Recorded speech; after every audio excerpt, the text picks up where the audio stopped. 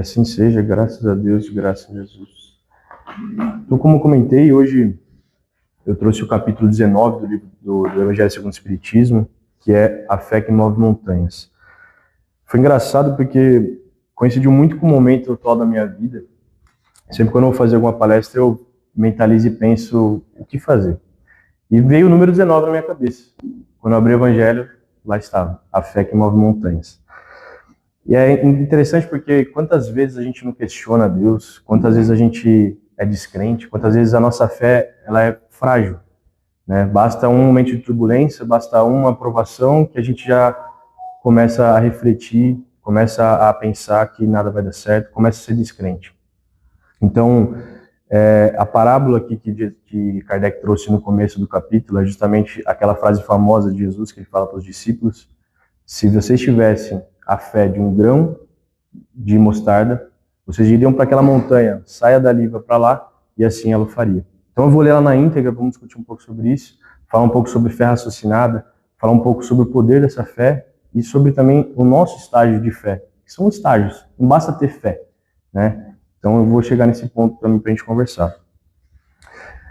Quando veio até o povo, um homem se aproximou dele, lançou-lhe de joelhos aos seus pés e lhe disse: Senhor, tende piedade do meu filho, que está lunático e sofre muito, porque ele cai frequentemente no fogo e frequentemente na água.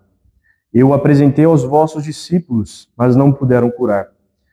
E Jesus respondeu dizendo: Ó raça incrédula e depravada, até quando estarei convosco?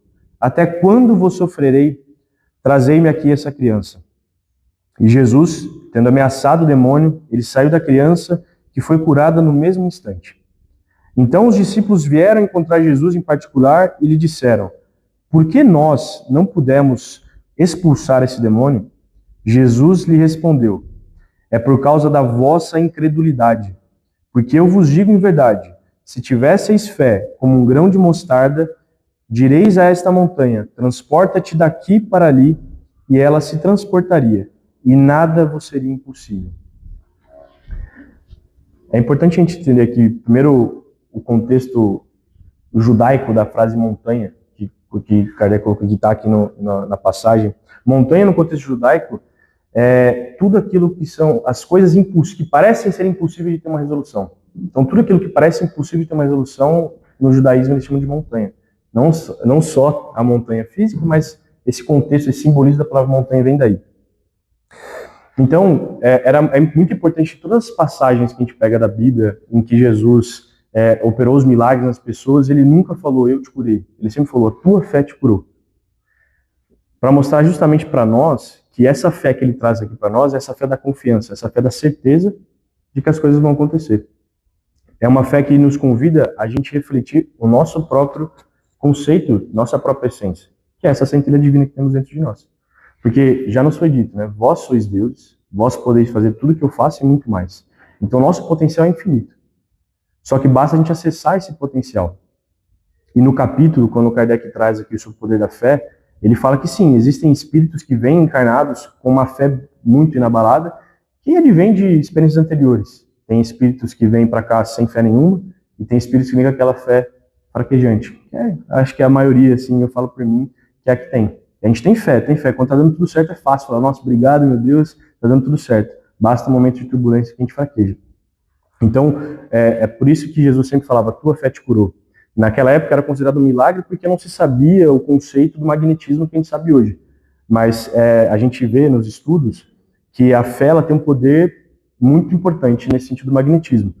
A gente consegue reformular essa questão fluídica nossa e transmutar esse fluido em algo que a gente quer. Então, se eu tenho fé que aquele medicamento, se eu tenho fé que aquela oração vai me curar, e eu realmente não fraquejo em nenhum momento, realmente tenho a certeza de que isso vai dar certo, eu realmente consigo mudar esse fluido ao meu redor, mudar essa consciência toda.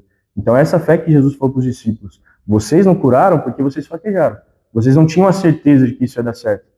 Mas eu não fraquejo. Eu tenho a certeza de que, se eu falar para ele que ele vai ser curado, eu tenho a fé que Deus vai me ajudar e eu vou conseguir, magneticamente falando, com esses fluidos, fazer ele curar. Então,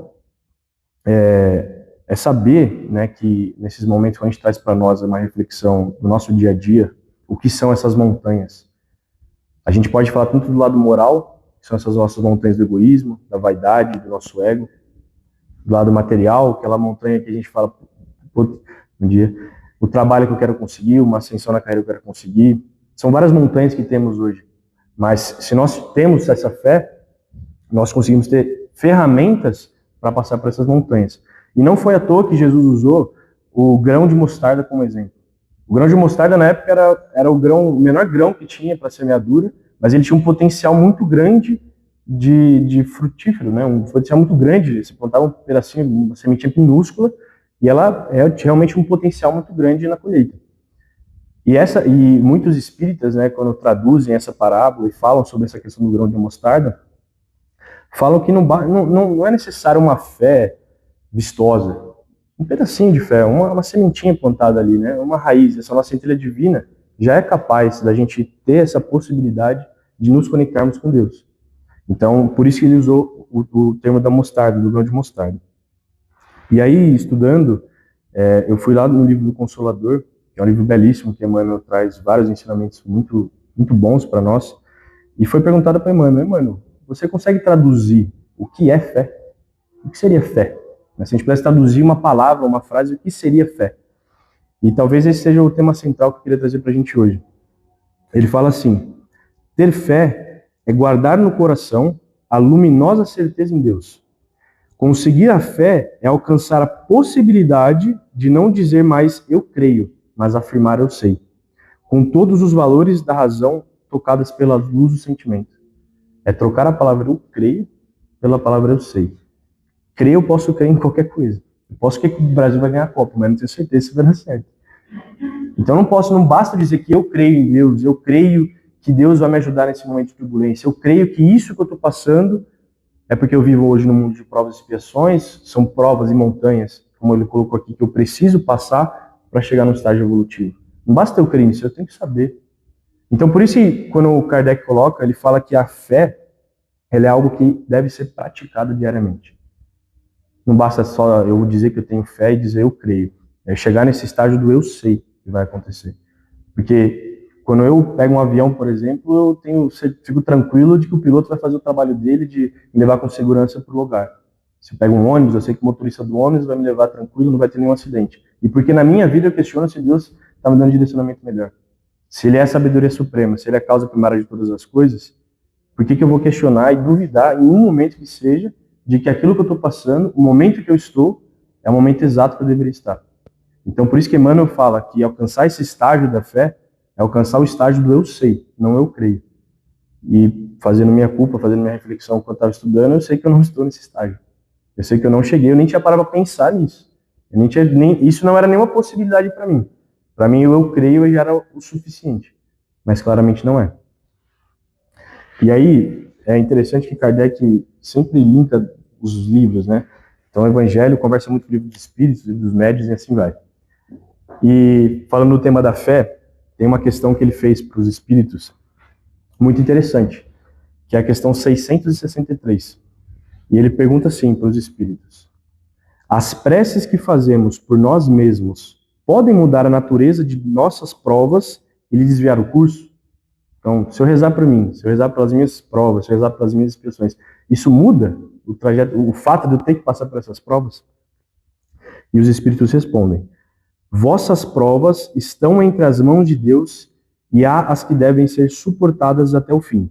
Mas então, Deus tem sempre em conta a resignação. A prece para vós chama os bons espíritos, que vos dão a força de suportá-las com coragem, e elas vos parecem menos duras. Já os dissemos, a prece não é jamais inútil, quando ela é bem feita, porque ela dá a força e já é um grande resultado. Ajuda-te e o céu te ajudará, sabes disso. Aliás, Deus não pode mudar a ordem da natureza ao capricho de cada um. Porque aquilo que é um grande mal sob o vosso ponto de vista mesquinho e a vossa vida efêmera é frequentemente um grande bem na ordem geral do universo. Depois, quantos males não há de que o homem é o próprio autor da sua própria imprevidência ou por suas falhas? Então, acho que uma das maiores reflexões que Kardec traz aqui nesse capítulo A fé talvez se deva... Ele traz assim que a fé é uma trindade, né? A fé ela é mãe da esperança e da caridade. Essas três coisas andam juntas. E como ela é nosso estágio para chegar, eu acho que a prece, nesse contexto, pelo que eu avalio, pelo que eu interpreto dessa situação, é a ferramenta que nos ajuda a ter isso. Se eu sei que hoje eu não tenho uma fé inabalável de saber que eu sei, né, mas eu estou no momento do eu creio, a prece me ajuda a dar ferramentas para isso. Então, se a minha fé, por si só, não é o suficiente para passar por essas montanhas, a prece me ajuda a atrair esses bons espíritos que vão me dar as instruções, às vezes aquela ideia que tem na cabeça, às vezes aquela vozinha do faz isso, faz aquilo. É você ver com clareza. Tanto que ele traz a fé como algo calmo e lúcido. É como se você tivesse tirado o véu da sua frente e com a fé você consegue ver os caminhos e as soluções para essas montanhas.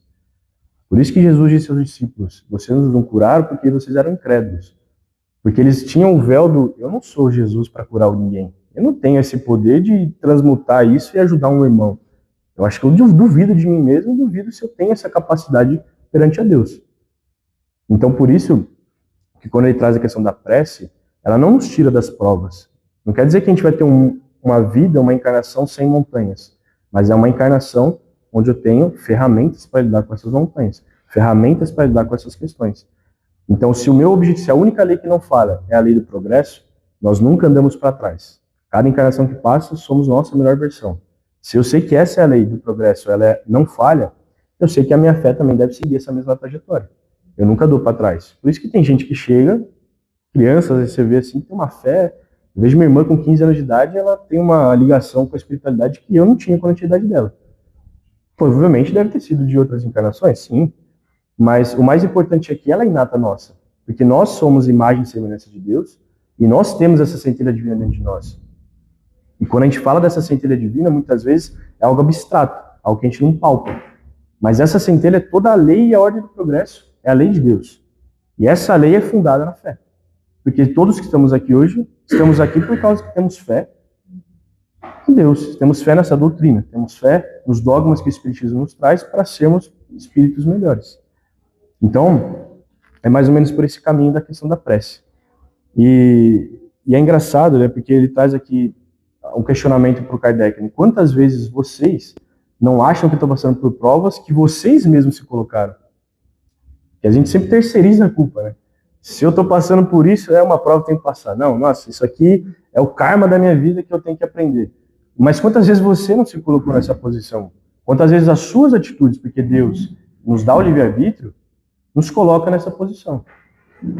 Então, me lembrou uma historinha muito engraçada que eu até tive que procurar aqui para achar, sobre essa questão da fé, porque o Kardec traz a fé raciocinada. Ele fala sobre a questão da fé em face da razão. Ele fala a seguinte frase no Evangelho: a fé, ela enfrenta face a face a razão em todos os momentos. Porque se a gente volta lá no Velho Testamento, quando Elias ele desafia o Deus Baal, né, da historinha, mais ou menos assim. A gente sabe como era o tempo antigo lá no Velho Testamento, muita barbárie, muitos politeístas, muitas questões diferentes. Abraão trouxe essa questão do monoteísmo, sim, mas ainda tinham muitos povos que acreditavam em outros deuses. Então o profeta Elias ele chega e desafia o Deus Baal. Ele coloca duas pilastras e diz assim: a pilastra que pegar fogo primeiro é o Deus que prevalecerá. O pessoal assim, tá bom, né?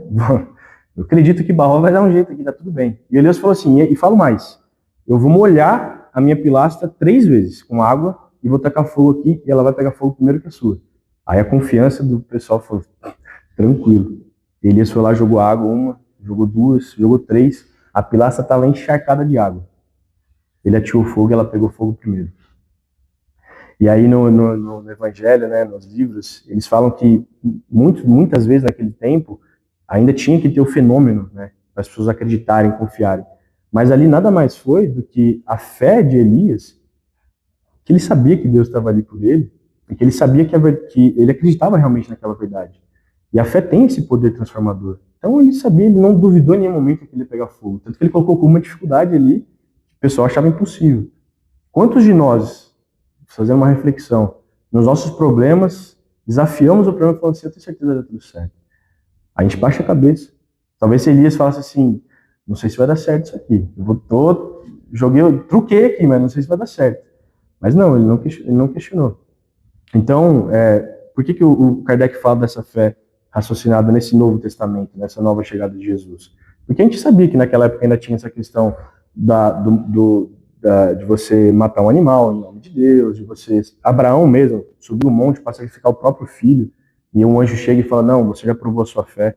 Quando a gente fala da fé raciocinada, a gente sabe que eu creio em Deus, mas o porquê que eu creio em Deus? Eu amo a Deus, mas por que eu amo a Deus? Eu sigo as leis divinas, mas por que eu sigo essas leis divinas? Por isso que Kardec sempre colocou em face a razão em prol da fé. Para a gente questionar. A doutrina acho que traz isso muito claro para nós, para sermos questionadores. E aí eu lembrei dessa historinha, da fé, né, dessa fé cega. E começa assim, mais ou menos. Certa vez, uma cidade foi atingida por uma grande enchente.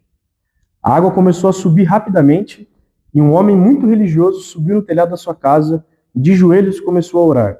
Senhor, eu confio em ti, sei que virás me salvar.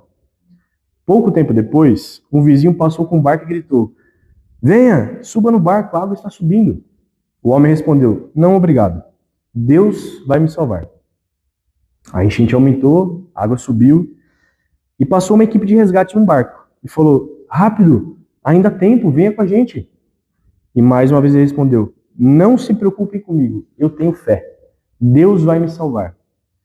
As águas continuaram subindo até que chegaram no telhado, já estava quase totalmente coberto pela enchente, um helicóptero passou pelo local, um socorrista jogou uma escada e gritou para ele, segura essa escada, essa é sua última chance.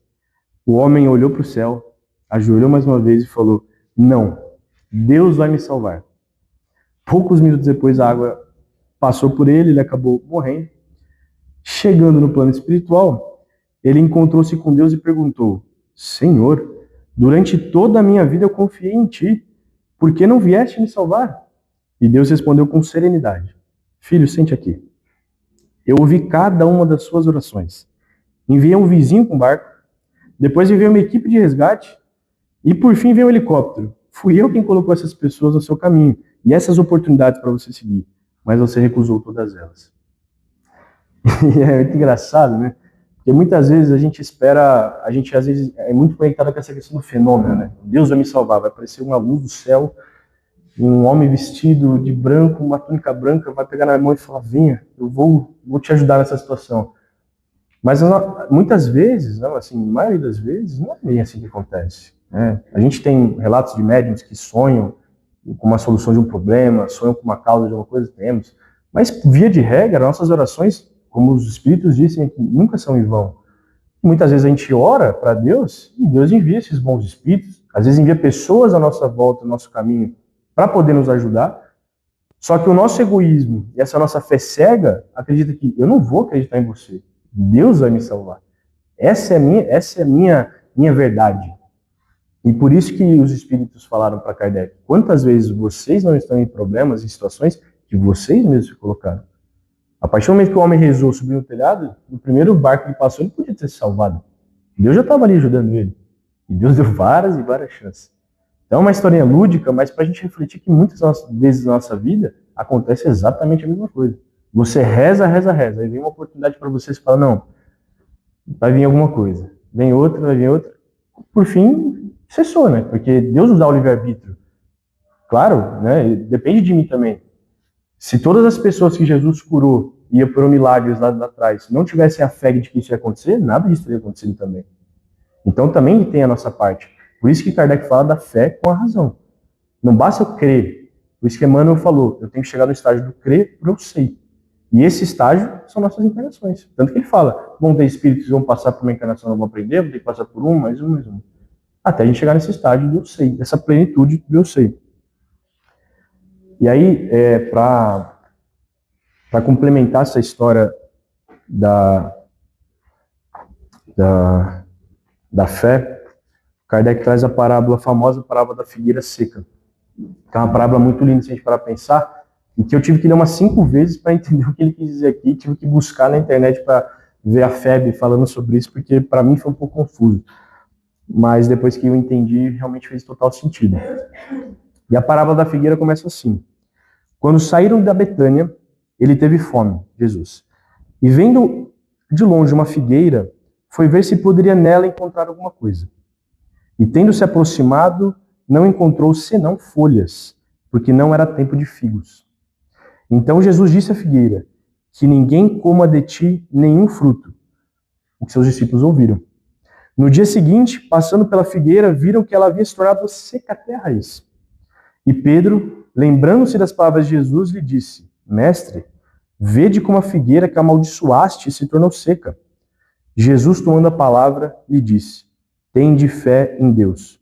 Eu vos digo em verdade, que todo aquele que disser a essa montanha, tira-te daí e te lança no mar, e isso sem hesitar em seu coração, mas crendo firmemente que tudo o que houver dito acontecerá, ela o verá com efeito acontecer. E aí vamos para as reflexões sobre a figueira seca.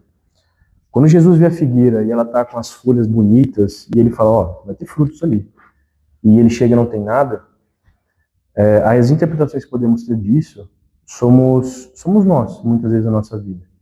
As folhas representam a nossa roupagem, tudo aquilo que a gente aparenta ser. E os frutos são as nossas obras. Já nos foi dito, o homem será reconhecido pelas suas obras. Então não adianta eu vir aqui todo pimposo, isso aqui é legal, tô dando palestra no centro espírita, eu participo do estudo, faço isso, faço aquilo, e não produzo nada. Quando eu tenho a oportunidade de fazer algo bom para o meu irmão, eu não faço. Quando eu tenho a oportunidade de levar a palavra de Deus para alguém que está necessitando, eu não levo. Eu sou essa figueira seca. E quando Jesus amaldiçoa, não é uma maldição do tipo um castigo para você, mas é do tipo, você teve o dom de você passar isso para o seu irmão, você teve o dom de você, às vezes, vemos vários casos, né, no nosso caso espírita, de vários médiuns que acabam se perdendo ao longo do caminho pela vaidade, pelo ego, e acabam sendo tirados esses dons deles. Então, nós não podemos ser a figueira seca. Não é sobre a roupagem, porque se Jesus olhasse de longe e visse a figueira sem folhas, ele saberia, ok, não vai ter figos, né? Não está na época ainda, está tudo bem. Mas quando ele chega e a roupagem está toda bonita, a figueira está toda vistosa com folhas e não tem um figo, somos nós. E a fé, como Kardec, quando ele explica aqui sobre a passagem, ele coloca, a fé que traz essa questão dos nossos frutos. E por isso que ele fala que é a trindade inata. A fé é a mãe da esperança e da caridade. E eu vou ler exatamente o que ele coloca, o porquê que ele fala isso. Porque a fé sem ação, a fé sem ser usada, é uma fé que não vale. É como se fosse a figueira seca. Porque ele fala assim, a esperança e a caridade são uma consequência da fé. Essas três virtudes são uma trindade inseparável. Não é a fé que dá a esperança de ver se cumprem as promessas do Senhor? Porque se não tendes fé, o que você espera? Não é a fé que dá o amor? Porque se não tendes fé, que reconhecimento tereis e, por seguinte, que amor? Então, quando a gente pensa na lei de justiça, amor e caridade, e que essa é a lei que rege, né, que a gente fala que é a lei que rege todos nós aqui, tem uma palavrinha antes de tudo isso, que é a fé. Se eu não tiver fé, nada disso funciona. Se eu não tiver fé, eu não vou ter caridade. Se eu não tiver fé, eu não vou ter amor, por isso que ele falou aqui. Se eu não tenho, como eu vou ter esperança em alguma coisa antes de ter fé naquilo? Se eu não tenho fé, se eu não acho que tudo isso que eu estou fazendo na minha encarnação para aprender, para evoluir, vai me gerar algum fruto, por que eu vou fazer? Eu vou esperar o quê? Se eu não tenho a fé e de compreender que o amor que Jesus ensinou é a lei que vai reger esse universo, que amai-vos uns aos outros como eu vos amei, por que eu vou amar meu irmão? Se eu não acredito nisso. Por isso que ele fala que a fé é a mãe da esperança e da caridade. Então nós temos que refletir para nós não sermos essa figueira seca. Se nós nos propomos, ninguém aponta maior para ninguém aqui na cabeça e fala assim, você vai no centro espírita, você vai estudar, acho que todos nós aqui temos uma boa vontade de querer evoluir, de querer aprender. Então se nós nos propomos a fazer isso, o mínimo que devemos fazer, nos momentos que tivermos a oportunidade de mostrarmos a nossa melhor versão, o fazer. É dar outra face quando alguém me critica, é ajudar um irmão, é estender a mão. E não é só sobre a caridade material, que essa muitos espíritas e muitos palestrantes dizem que é o mínimo que você tem que fazer. Mas é a caridade moral, é ajudar o irmão, é não julgar. O irmão está passando por uma dificuldade, uma melancolia, né? E você não ficar julgando ele. Não, mas para, isso aí é uma prova que você tem que passar nessa vida. Olha eu aqui, um espírita, falando isso para você. Nós vemos um mundo de provas e expiações, faz parte. Não vou julgar o irmão, eu vou acolhê-lo. E para mim foi muito importante esse tema ter chegado no momento em que, recentemente, eu perdi meu avô de uma forma abrupta. Do nada. Saúde, do nada. Dirigindo, morreu. Você fala, meu Deus do céu, cara. Por quê? Então não é sobre o que eu penso que é o melhor para mim, mas eu creio que Deus sabe o que é melhor. Às vezes chegou o tempo dele. Ele já fez o que ele tinha que fazer aqui. Já passou por essa vida, já fez muita coisa errada, muita coisa certa. Já viveu o que ele tinha que viver. Agora ele vai para um outro plano. Mas a gente ainda fica nessa questão da crença de que, tá tudo bem. Não, e fica nessa melancolia. E na missa de sétimo dia, o padre falou uma coisa muito interessante que eu vou levar para minha vida. A melhor coisa que você pode fazer para um ente que desencarnou, para um amigo, para alguém que desencarnou, é você todos os dias seguir a lei divina. Porque quando ele estiver lá de cima te olhando, fala assim, puta, olha que legal. Ele está seguindo a lei divina e um dia ele vai estar aqui comigo, do meu lado, a gente vai estar aqui trabalhando junto nisso, vai estar aqui vivendo todo esse amor de Deus. Então, por isso que, de novo, acho que o tema central que eu queria trazer para vocês é aquela frase de Emmanuel. A fé é a luminosa certeza que eu tenho em Deus de trocar a palavra eu creio por eu sei. Então, se a gente tem claro isso, porque eu não sabia disso. Então, hoje, eu me comprometo a partir de hoje tentar buscar isso. Porque se eu buscar isso, todas as outras leis divinas, elas vêm por consequência. Eu vou ser uma pessoa mais amorosa, vou ser uma pessoa mais caridosa, eu vou ser uma pessoa que tem mais esperança, uma pessoa que não fraqueja nesses momentos. Porque quantas vezes acontecem coisas à nossa volta em que Deus está literalmente colocando muitas vezes ali, às vezes seja para testar a sua fé, seja para você realmente reafirmar a sua fé, e é nesses momentos que a gente fraqueja. Qual que é o propósito de tudo isso? É sermos a figueira seca. É falar que está tudo bem quando está tudo bem, e quando está tudo dando certo, Deus está comigo. Quando está dando tudo errado, Deus me abandonou. Para que, olha, Deus, eu rezei a vida inteira que isso não me salvou do telhado. Que nós não sejamos essas pessoas. Então, acho que eu queria trazer isso para vocês hoje, dessa reflexão da fé, que não é uma palavra, não é uma crença, mas é uma atitude. É uma lição diária que a gente tem que tomar. Então, muito antes de qualquer outra coisa, se a gente tem fé, a gente é mais grato pelo que a gente tem. Se a gente tem fé, a gente reconhece as pessoas que estão à nossa volta de uma forma muito mais amorosa. A gente não julga quem está à nossa volta. Às vezes aquele parente chato, aquele vizinho. Né? O Altadeu fala, esses são nossos verdadeiros mestres, porque eles nos ensinam o que eu tenho que mudar em mim. Então que tenhamos fé.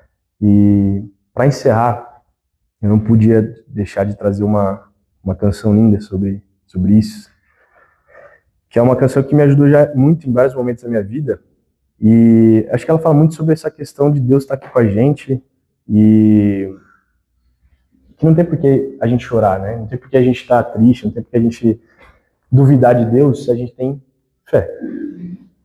Então, se embargar a voz eu peço desculpas, se eu falhar que eu peço desculpas, mas é assim mesmo.